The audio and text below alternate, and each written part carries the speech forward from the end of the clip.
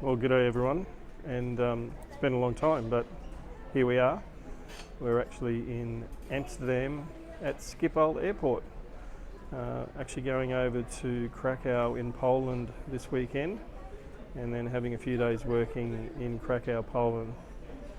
So Dingo Adventures is relocated to Europe. So with my job with Aon, I've relocated to Rotterdam for 2 years, and we'll be based here to look after the countries of Netherlands, Belgium and Germany, and looking forward to living in Rotterdam on a more permanent basis. As everyone knows, I've been travelling back and forth over the last 2 years, around 6 trips to Europe, and so a great opportunity to base myself here in Europe, be more focused on the ground with my job, but also an opportunity to travel and explore across Europe and the United Kingdom and other places. So looking forward to the next 2 years, and hope you enjoy the next series of adventures here in Europe. Thanks for coming along.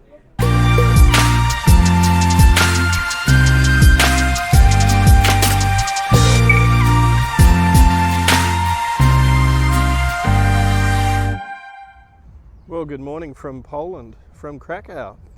So here we are in this southern Polish city, and we're here for a couple of days, so looking forward to exploring what Krakow has to offer.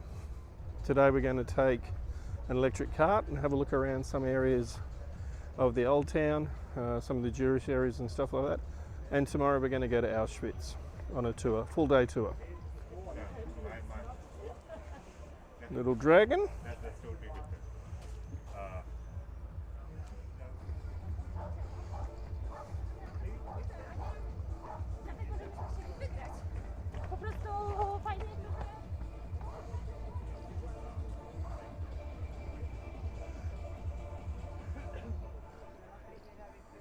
Got these like circus characters up on the bridge.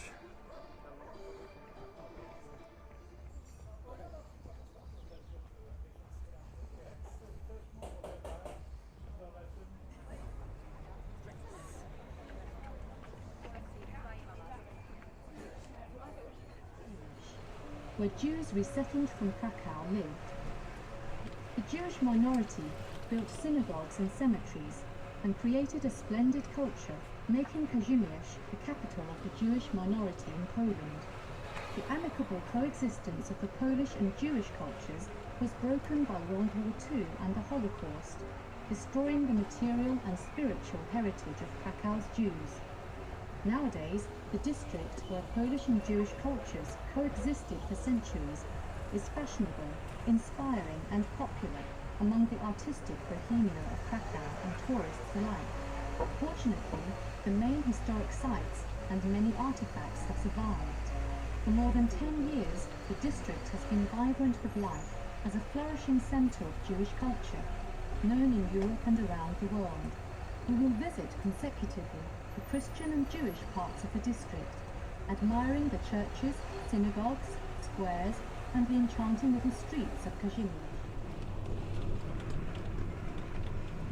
Eden and 𝐶hemno Street. We are now travelling along 𝐶hemno Street.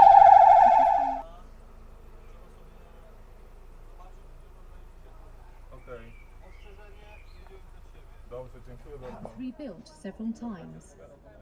A thorough restoration carried out at the beginning of the 20th century gave back its Renaissance character, Rubinstein. At number 14, there is a house where Helena Rubinstein, founder of the cosmetic empire, was born and grew up. After graduating from university in Switzerland, So that's Helena Rubinstein, where she lived.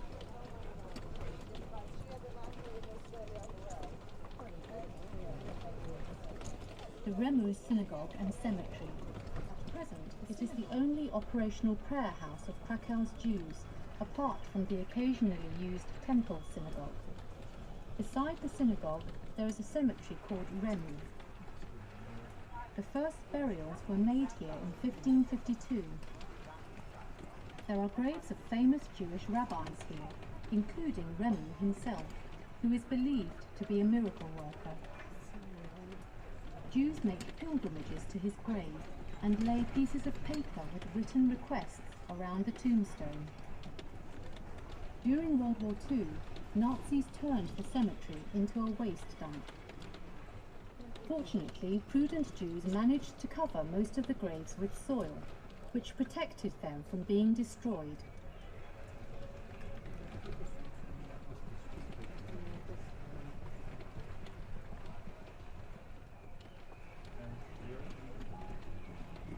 The stone and the square. We can see a tree in 𝐂𝐍𝐈𝐒, which was closed in 1552 when the Remu cemetery was built. Legend has it that a wedding took place there during Shabbat, which was a violation of law. Rabbi Remu cast a curse on the revelers. The ground beneath them collapsed and they got buried together. A cemetery was then built.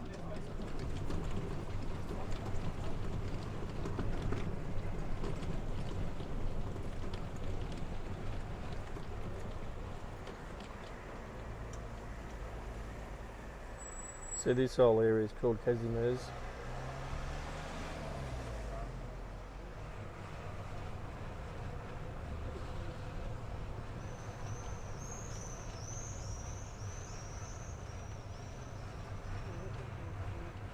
A bit of rain coming later today.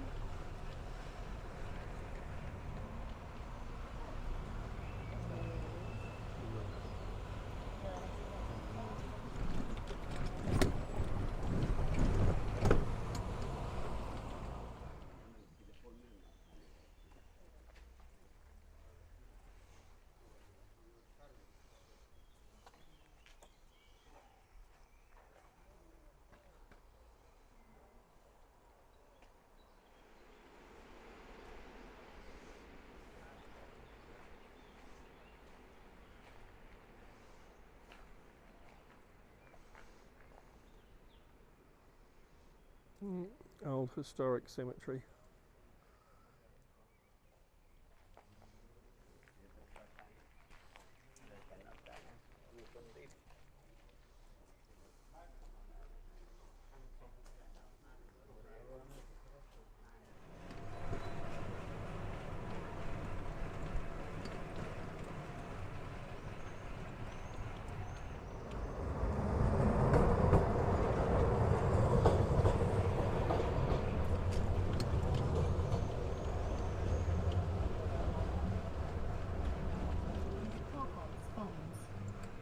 The north wall of the synagogue adjoins the preserved part of the city walls. The synagogue was destroyed during World War II, and then it served as a ritual poultry slaughterhouse. The synagogue was renovated only in the year 2000 with a grant from the National Fund for the Restoration of the Monument, also called Isaac the Rich. The interior of the massive Baroque building is decorated with beautiful stucco. Legend has it that Isaac, the founder of the synagogue, was originally poor. One night he had a dream in which he saw a bridge in Prague and treasure buried beside it. Isaac made his way there, but on arrival it turned out 𝐓𝐇𝐈𝐒, the new square. The square, commonly known as the Jewish Square, was before the war and still is a trading place. In the centre of the square there is a round marketplace building called 𝐂𝐍𝐉𝐎. The building was once a ritual poultry slaughterhouse. Trade flourishes here mostly on weekend mornings. There one can buy antiques and religious cult articles. The square is surrounded by original pubs and restaurants of a unique character.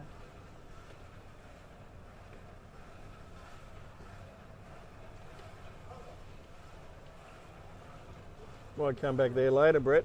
Yeah.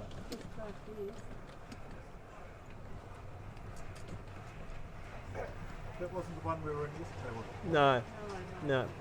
Yeah, I came here. Funny. Yeah, you did. Aye.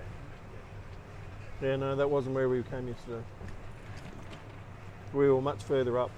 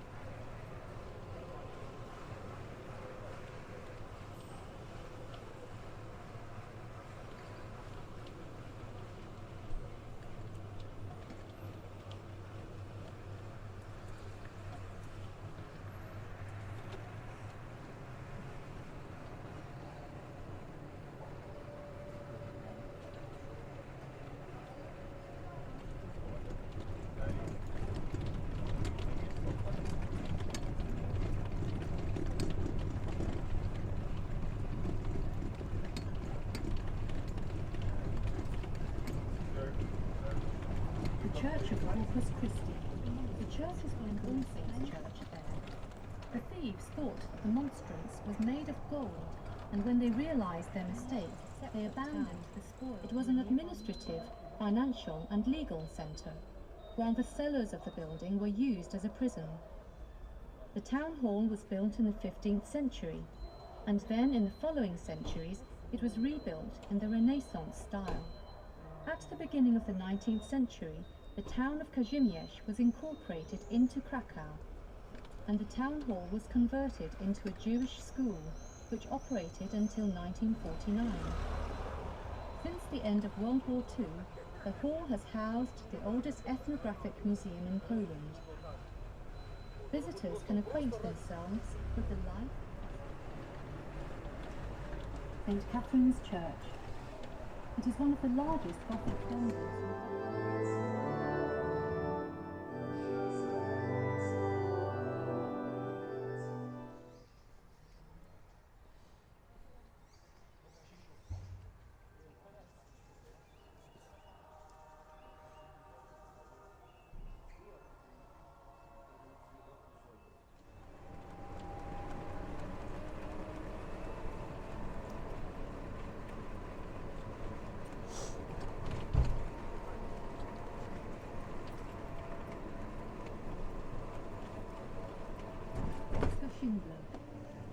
Oskar Schindler was born in Świtał, now Svitavy, in the Czech Republic in 1908 into a family of wealthy merchants.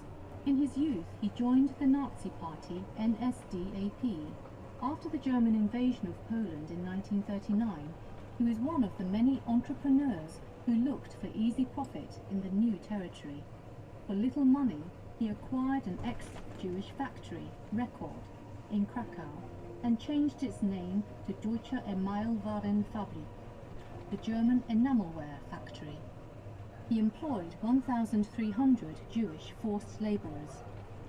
The year 1942, when the Nazis began the liquidation of the ghetto, was a turning point. As some sources indicate, the atrocities of the Nazis shocked Schindler. Using his contacts, negotiation skills and bribes, he decided to rescue his employees. Schindler secured an agreement with the commandant of the camp adjacent to the factory for 900 Jews to be transferred to the camp where they would be relatively safe. 100 Jews to another factory in Sudetys, saving their lives. After the war, Schindler was honoured as one of the righteous among the nations. Today, he remains a symbol of selflessness and conscience. Oskar Schindler died of natural causes in 1974, and This is everyone lining up to go to the Schindler Museum. In 1993, Steven Spielberg made Schindler's List, a movie based on a novel, which won 7 Oscars and 3 Golden Globes.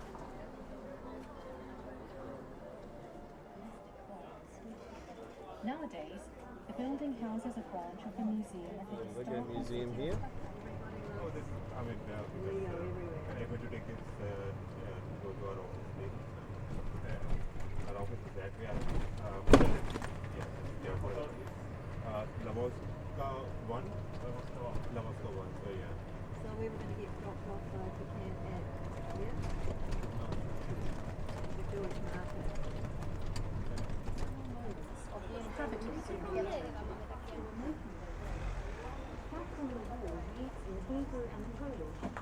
Here lived, suffered and died at the hands of the Nazi murder. Yeah. It's like maybe close to a kilometer from that. Further up that side. Okay. I mean in the opposite direction.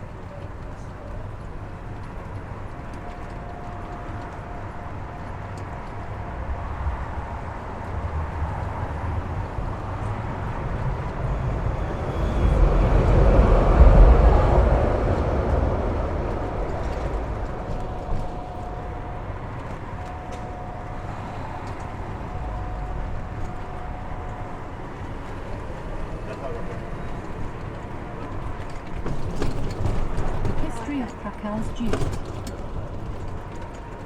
The Persecution of Jews began shortly after Germany invaded Poland in September 1939. Jews were made to perform forced labour and wear identification armbands. Before the outbreak of the war, Krakow was populated by approximately 65,000 Jews. 48,000 of them had to leave the city during forced resettlements. The rest were locked in the ghetto. On the night of the 31st of May to the 1st of June 1942, 5,000 Jews were sent to the extermination camp in Belgium. It was nicknamed the May Resettlement. After that, Jews were regularly sent to camps. In October 1942, another 5,000 people, including the ill and children, were transported to Belgium, and 6,000 were sent on foot to Prussia. The ghetto was liquidated on 13th and 14th of May 1943. About 1,000 Jews lost their lives in drastic circumstances, and the remaining ones were sent to the council.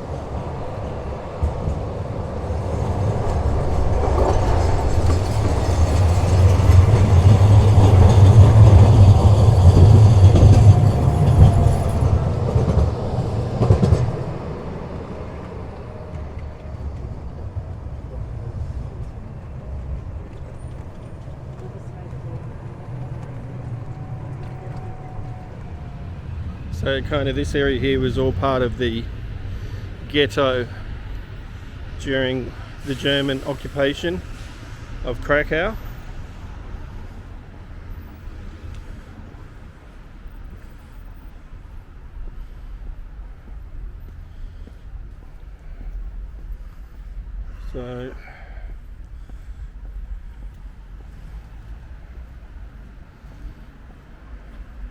So you may be wondering why there's all these chairs here.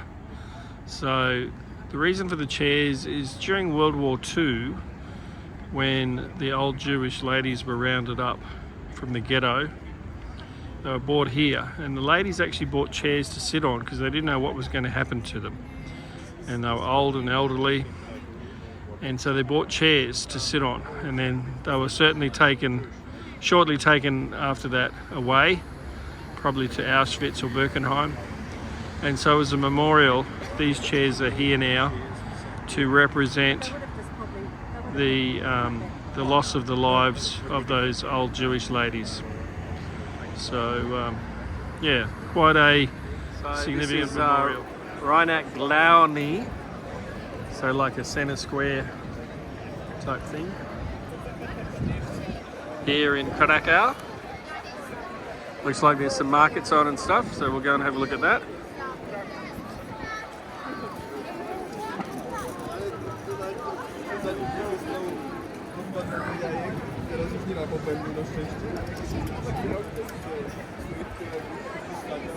An old church or something over there that's being done up.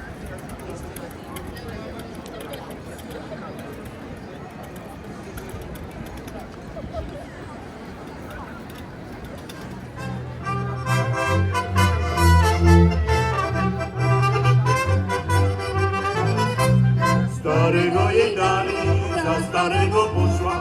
Stary będzie robił, ona będzie rosła. Stary będzie robił na kawałek chleba. Ona będzie rosła do samego nieba.